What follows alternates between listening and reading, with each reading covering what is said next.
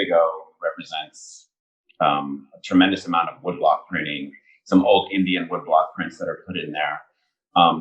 It was a real battle. It was a real struggle to make these things, both for the print studio and certainly for Beatrice.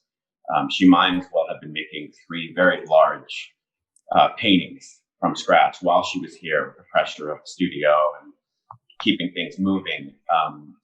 And it's really a feat of printmaking. When I look at Fig to this day, sometimes I think I'm looking at a painting, and really extraordinary. And then you have a Jamaica, which is this giant square, kind of a simple print in a strange way. It has this one flower on this background. It's complex, it's still multicolored, but its theme is very simple. It's a print that I always thought was even going to go further, but somehow it finished there, and it's really something else.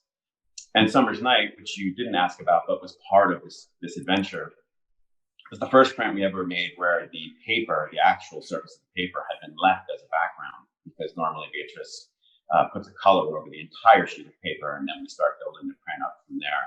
And so Summer's Night had this just super elegant quality, this incredible, sweeping composition that just sat on this beautiful piece of handmade Japanese paper. So really, really extraordinary. And Sugar, which is from the Gold Rose series, it's sort of a very simple, beautiful print in its general composition. But what I love about it is how much it informed a sculpture project that we had done together, because it had such spatial elements in it. If you look at Sugar and you just imagine yourself falling into these images and out of these columns and these little circular windows, it really informed the where her sculpture, how her work is sculpture, or that thing I talked about earlier about the distant space between this building that she's able to do and create in her work, which I thought was really remarkable. Well, what I have in front of me is the wood blocks that go to this print. This print started off as a wood block, and it's made of a wood block puzzle. I don't know if you can see these pieces well. That's 155 separate pieces of wood that all get inked up separately, and then all put back together that goes into a press and then run through. So it does give you an example of the complexity of what we generally do together. It's something that Beatrice always rises to the challenge to do.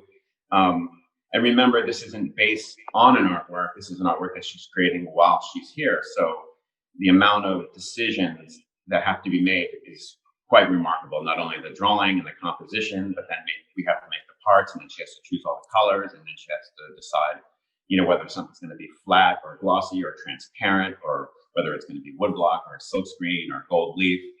And so it's pretty amazing. And so to see this, the way this all goes together, it's really something. And then if you see in the print, that's really only the base color. And then from there, you go to all this silkscreen. So you have things like this, which is this 6-color target, but each color is printed 2 or 3 times to get it to be really strong and opaque. Elements like this, the transparent silkscreen here, wood block elements there, transparent layers, gold leaf there and here. And so there's about 50 layers of silkscreen that go on top of 155 wood blocks.